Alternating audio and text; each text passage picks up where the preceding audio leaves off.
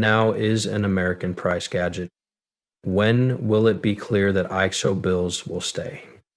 What kinds of cryptocurrency could be used? On what generation should this be built? Also, what does FedNow mean? In this movie, I'll answer all of those questions. Are you ready? This is going to be perfect. Let's move on to this. What does FedNow do? What does it say? Digital asset traders. It says that Ken Montgomery, who used to be the VP and COO of the Federal Reserve Bank of Boston and now works as an executive for FedNow Software, whom we just brought to the Ripple Stablecoin Advisory Board. This is an interesting link. Let's get ahead of things and find out what FedNow is. After that, I'll tell you what Era is based on. The era looks very different now than it did 10 years ago. Smartphones and fast internet have changed how quickly we think about paying for things we need. There are already systems that let people pay for things in what seems like an instant. Many of these services give money to users before the budgets are agreed upon by banks. There is a buildup of interbank duties because of this delay in final payment. It is necessary to have a payment system that works with real-time, on-the-spot payments and can grow as the need for new bills does. Businesses and buyers today want to send and receive money quickly, are also called instant payments. To keep up with this demand, the payments business is working very quickly, but the answers aren't set in stone. So now's the time to bring our country's ATMs up to date. That's why the FedNow service, a new way to make fast payments, is moving along so quickly. The FedNow service is meant to work with personal region choices. This is in line with the Federal Reserve's long-standing role of encouraging market competition and giving price offerings a national reach. Any U.S. bank, no matter how big or small, will be able to offer immediate bills to its users through FedNow. This service from FedNow will help economic groups settle their budgets. There will be no difference in the times or days that Instant Quick customers can access their budget. This new tool for on-the-spot bills will make things run more smoothly, improve access, lower threat, make resistance stronger, and boost resilience. Places of business and the people and businesses they help to better manage their money. Overdrafts and missed plans might happen less often for people who live paycheck to paycheck. Businesses shouldn't have as much trouble controlling their cash flow. In times of disaster, public service organizations may want to offer immediate help, and businesses of all kinds could stay competitive by using offer entry to charge gifts right away. Thoughts on everything? There are a lot of interesting ways that the FedNow carrier will be used to help people and businesses. It also shows that the Picture Reserve is committed to giving answers that help everyone who gets them. To put it another way, everyone in the U.S. depends on them, from banks and credit unions to people who borrow money. These people can connect with FedNow, but let's look at some of the things that happen to make Fed. But now we need to go ahead and show you some of these records. I believe it's important to quote a former Ripple worker who worked, I believe, at the IMF.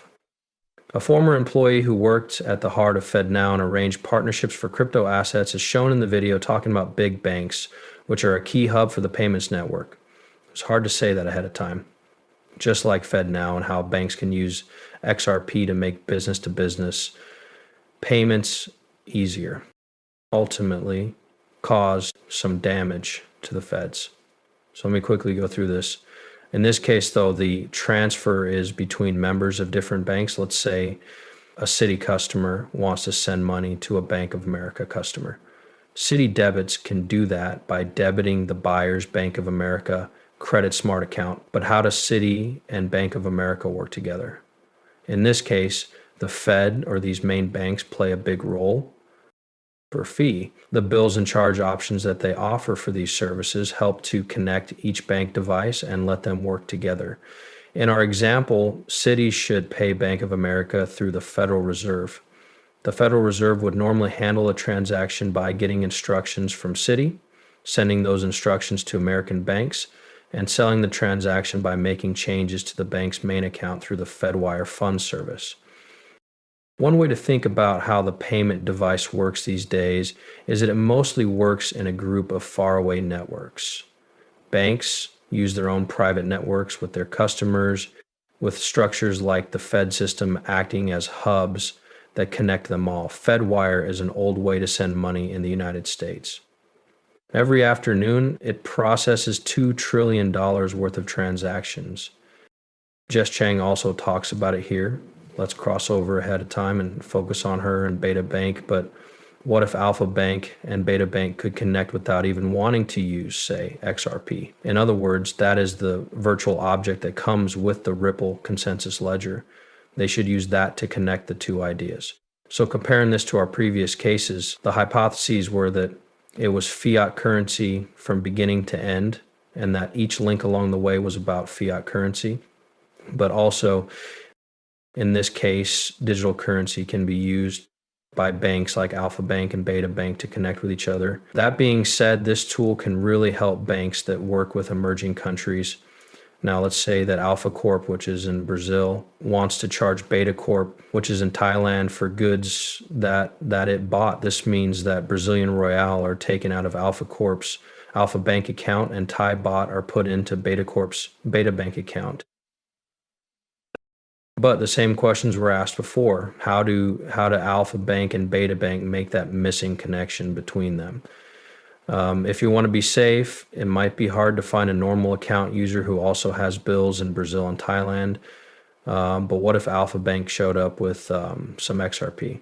Even better, what if Beta Bank was ready to just take some XRP? Global Ledger keeps track of how much XRP each person has. This is the amount of digital foreign currency that is stored in the Ripple consensus log. Beta Bank should have gotten full payment from Alpha Bank for the Alpha Corp to Beta Corp fee when a certain amount of XRP is transferred from Alpha Bank to Beta Bank. This is a business deal that both banks should agree on.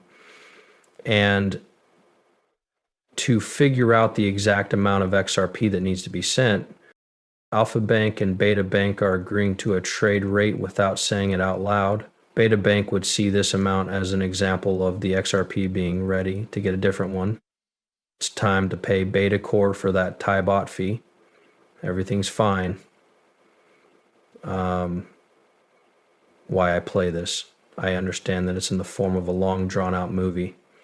Also, I may have lost some of you. However, only Chung could be very important in this, right? And she has a great file. I'm just saying that I'm an assistant at Wilson, Sasani, and Gorich. She was senior counsel for the Federal Reserve Board of Governors, which is made up of the Fed, and faster, cheaper reserve fee offers. Now